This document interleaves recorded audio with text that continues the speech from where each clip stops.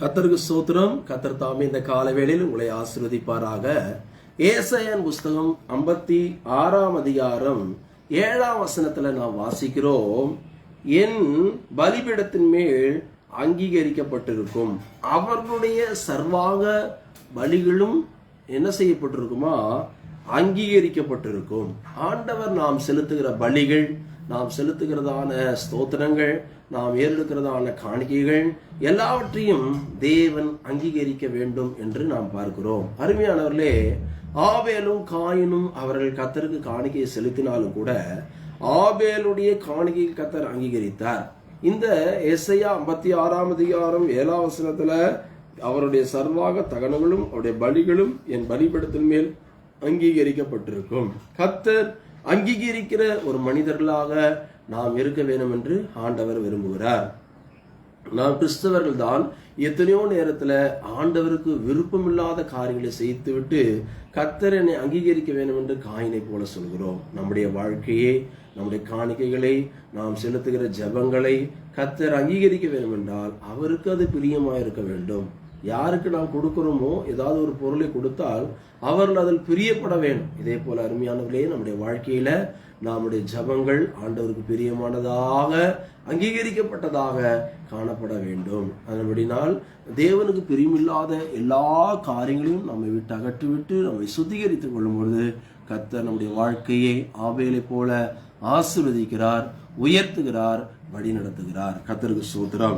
அது மட்டும் இல்ல, இந்த ஏசாயா 56ஆம் அதிகாரத்துல அநேக விசேஷமான காரியங்களை நாம் பார்க்கிறோம்.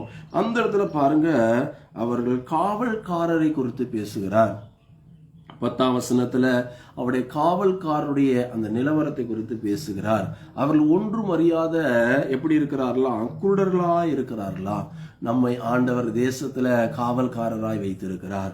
தேசத்திற்காக திறப்பில் நிற்கும்படி நம்மை ஏற்படுத்தி இருக்கிறார்.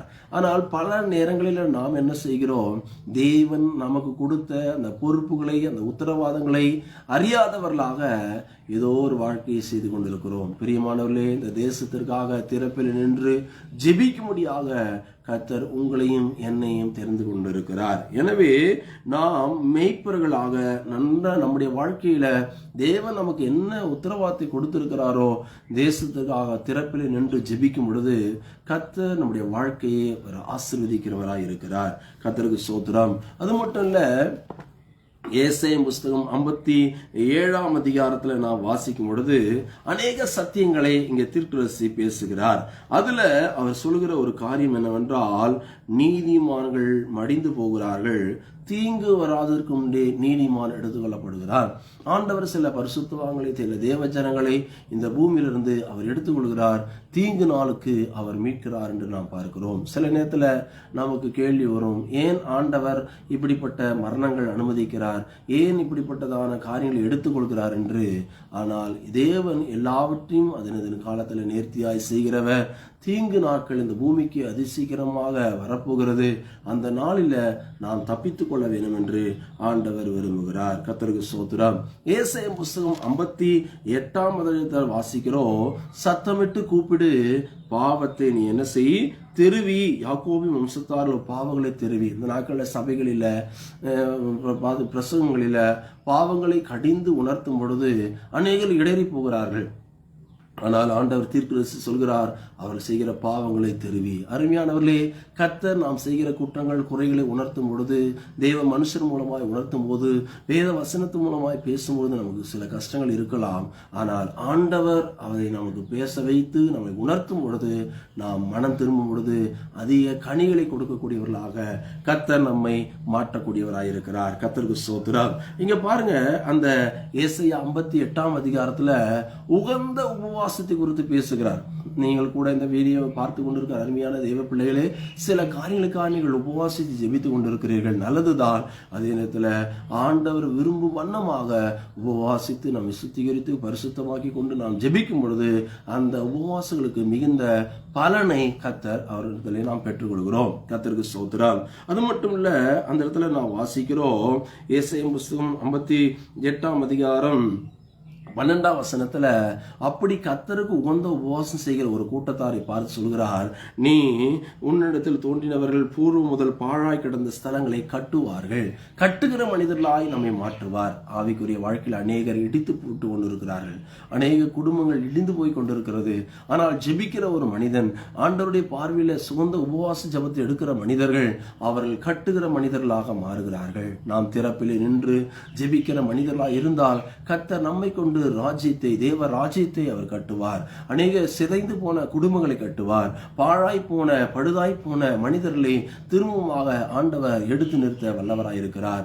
உலகத்தில் எத்தனையோ குடும்பங்கள் சிதைந்து காணப்படுகிறது. எத்தனையோ பேர் தேவனுடைய வழியில் விட்டு விலகி போகிறார்கள். அவர்கள் எல்லாம் திரும்பமாக இயேசு வண்டியில திருப்பி கொண்டு வருகிற வேலையை உபவாசித்து ஜெபிக்கிற ஒரு தேவ பிள்ளை மூலமாய் கர்த்தர் அவர் இந்த கடைசி நாட்களில் செய்து கொண்டிருக்கிறார். எனவே அவர் கட்டக்கூடிய தேவனாய் இருக்கிறார். இடித்து போட அல்ல, ஊன்ற கட்டவே நாங்கள் பிரயாசப்படுகிறோம் என்று பரிசுத்த பவுல் பேசுகிறார். நம்முடைய வாழ்க்கையில நம்முடைய ஜீவிதம் கட்டப்படும்படியாக ஆண்டவர் இந்த நாட்களில் நமக்கு உதவி செய்வாராக. கர்த்தருக்கு ஸ்தோத்திரம். அதுபோல மட்டும் இல்ல, ஏசாயா புஸ்தகம் 59ஆம் அதிகாரத்துல நாம் வாசிக்கிறோம், சத்துரு வெள்ளம் போல வரும் பொழுது கர்த்தருடைய ஆவியானவர் அவனுக்கு விரோதமாய் ஜெயக்கொடி ஏற்றுகிறார். சத்துருவானன் பல விதங்களில நமக்கு விரோதமாக பிரச்சனைகளையும் போராட்டங்களையும் கொண்டு வரும் பொழுது நாம் சரியான நீதி மார்க்கவசத்தை அணிந்து ரட்சிப்பை சீராவை தரித்திருக்கிற அந்த நீதியுள்ள இயேசுடைய முகத்தை நாம் நோக்கி பார்க்கும் பொழுது சத்துரு வெள்ளம் போல வருகிறவன் ஆவியானவர் ஜெயக்கொடி ஏற்றக்கூடியவராய் இருக்கிறார். எனவே அருமையானவர்களே, நம்முடைய வாழ்க்கையில சத்துருகளை கொண்டோ, போராட்டங்களை கொண்டோ, பிரச்சனைகளை கொண்டோ நாம் பயப்பட வேண்டாம். கர்த்தர் இந்த நாளில நம் வாழ்க்கையில ஒரு பெரிய காரியத்தை செய்ய அவர் வல்லவராய் இருக்கிறார். ஏசாயா புஸ்தகம் 60ஆம் அதிகாரத்துல நாம் வாசிக்கும் பொழுது, உன்மேல் கர்த்தர் உதிப்பார், கண்களை ஏறெடுத்து பார் என்று அங்கே நாம் வேதத்துல வாசிக்கிறோம். உன் கண்களை நீ ஏறெடுத்து பார். 60ஆம் அதிகாரம் 4ஆம் வசனத்துல அர்த்தம் என்னன்றா, தரிசனத்தோடு நம்முடைய வாழ்க்கையை நாம் செய்ய வேண்டும். தரிசனத்தோடு நாம் வாழும் பொழுது கர்த்தர் நம்மை ஆசீர்வதித்து இந்த தேசத்துல உயர்த்தக்கூடியவராய் இருக்கிறார். அது மட்டுமல்ல, தூரத்திலிருந்து அநேக நன்மைகளை கர்த்தர் கொண்டு வருவேன் என்று அந்த வசனத்துல நாம் வாசிக்கிறோம். ஆண்டவர் தூர தேசத்திலிருந்து அநேக நன்மைகளை கர்த்தர் இந்த நாளிலே நமக்கு தருவேன் என்று இந்த ஏசாயா 60 எழுதப்பட்டிருக்கிறது. அது மட்டும் இல்ல, பொன்னையும் தூபவர்க்கத்தையும் கொண்டு வருவார்கள். கர்த்தர் நம்மை மகிமைப்படுத்துவார். நாம் எழும்பி பிரகாசிக்கும் பொழுது, தேவனுடைய வல்லமையை நாம் தரித்துக் கொள்ளும் பொழுது, கர்த்தர் நம்முடைய கொடுமை எல்லையில இருக்காமல் கர்த்தர் நம்முடைய எல்லைகளை மகிழ்ச்சியாக வைக்கிறார். அது மட்டுமல்ல, நித்திய வெளிச்சத்தை தருகிறார். உன் துக்க நாட்கள் முடிந்து போகும் என்று நாம் பார்க்கிறோம். இந்த அதிகாரங்களில ஆண்டவர் இன்றைக்கு நம்மோடு பேசி இருக்கிறார். இந்த ஏசாயா 56, 57, 58, 59, 60 5 அதிகாரங்களில சில வசனங்களை தியானித்தோம். இந்த நாட்கள் இந்த வசனங்களை படியுங்கள். நம்முடைய துக்கம் சந்தோஷமாய் மாறும். போராடுகிற வல்லமையில கர்த்தர் அழிப்பார், ஜெயம் தருவார். நாம் ஜெபிப்போம். ஆண்டவரே, இந்த ஆசீர்வதிக்கப்பட்ட அருமையான வேலைக்காய் நன்றியோடு ஸ்தோத்திரிக்கிறோம் அப்பா. உன் துக்க நாட்கள் முடிந்து போம் என்று சொன்னீரே ஆண்டவரே. ஒவ்வொரு வாழ்க்கையில் இருக்கிற கஷ்டங்கள், போராட்டங்கள், பிரச்சனைகள் மாறட்டும். இந்த நாள் முழுவதும் ஆண்டவரை கட்டுகிற மனிதர்களாய் எங்களை மாற்றுங்க. உகந்த உபவாசத்தை ஏறெடுக்கிற மனிதர்களாய் மாற்றுங்க. இந்த நாளில் ஆண்டவர் இந்த செய்தி யாரெல்லாம் கேட்கிறார்களோ அவருடைய குடும்பங்களையும் ஆண்டவரையோட ஊழியங்களையும் வர்த்திக்க செய்வீராக அப்பா. ஸ்தோத்திரிக்கிறோம். தொடர்ந்து ஆண்டவரே, கஷ்டங்கள், துக்கங்கள், வேதனைகளை மாற்றி நித்திய மகிழ்ச்சியை தந்து இந்த நாள் முழுவதும் நீர் வழி நடத்துங்க, ஆசீர்வதிங்க. இயேசுவின் நாமத்தில் கேட்கிறோம் நல்ல பிதாவே, ஆமென். God bless you. கர்த்தர் உங்களை ஆசீர்வதிப்பார்.